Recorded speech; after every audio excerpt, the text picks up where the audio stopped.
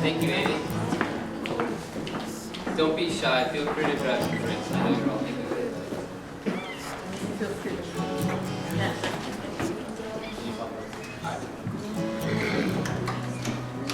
The next poet, before we take a break, is Deborah Doolittle. No, that's not true. She's reading after.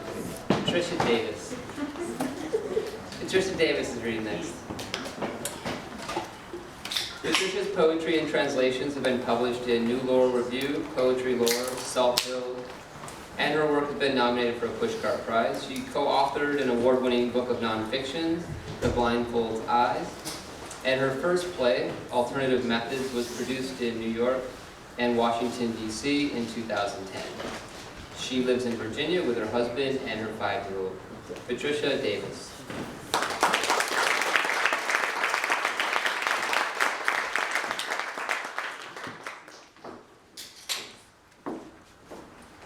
Thank you. I'm happy to be here. Thank you all for coming.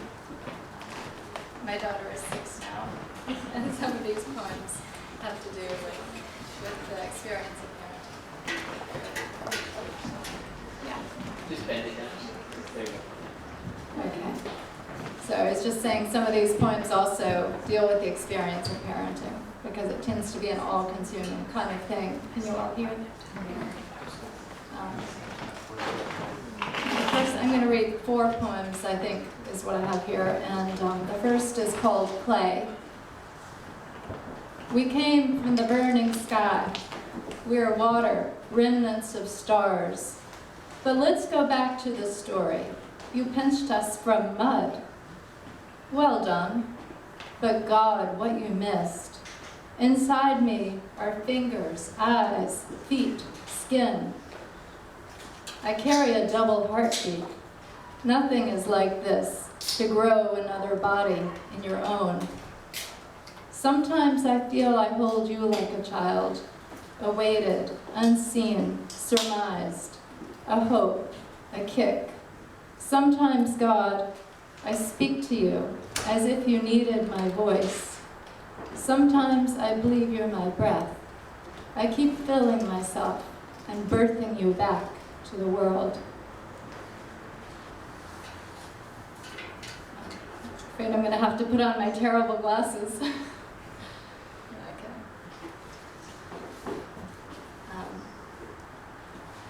Fables. It's the job of any mother. So when I told you the sun was made of fire, and your eyes grew wide, and you asked how men made it without getting burned, I said, no, we didn't. But when in the close dark before sleep, when you said, I love you as much as the moon loves us, shining silver and silky in the sky, I let that moon glow, keep vigil outside our window. If you would fall into earth, I'd build you again.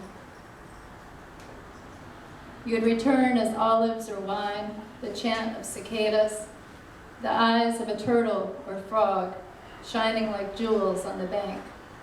But you will be glittering scales, a diaphanous spin, soft corals undulations, seabed birthing a dark world, and water, that too.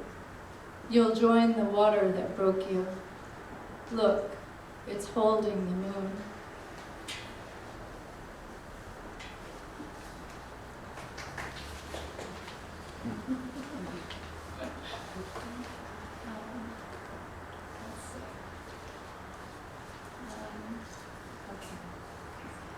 Divinations. Yesterday you told me feathers evolved from leaves. Look at the stem, the veins.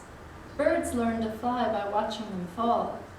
And the trees, you can see them flapping. Skeletons now, but even those bones are mother, a home, a perch. You told me my feet were the earth's heartbeat, all the feet that fall its pulse. You told me snakes have invisible segments, and the snake whose feathers never grew, who doesn't knock at the earth's surface like someone with a question, who has only scales, is in some cultures believed divine. who has no words, a hiss, an injunction to silence, yet strokes, must stroke, the earth.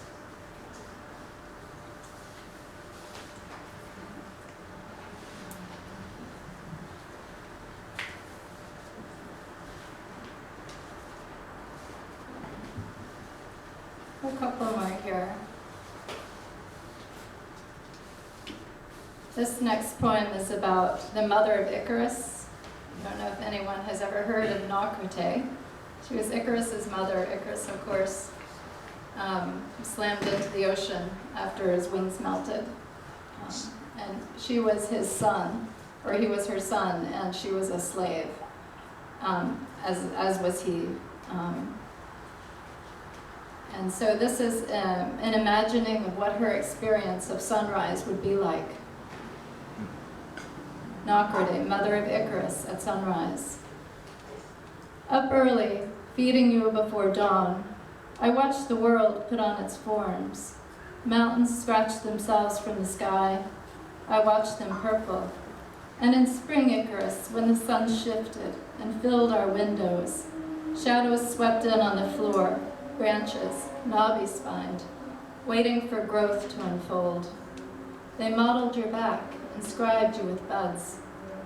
Early evenings when work was done, you lay on the stones by the orchard in one last finger of light. Slave though you were, that was yours. The sun's touch, what it had warmed, and the thick arms at dusk.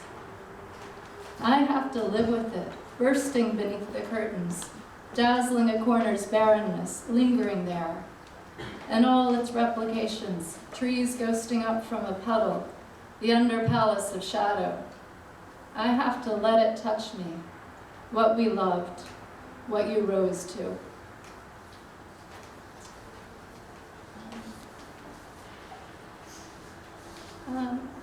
Okay, I guess that's all I brought, so that's the last one.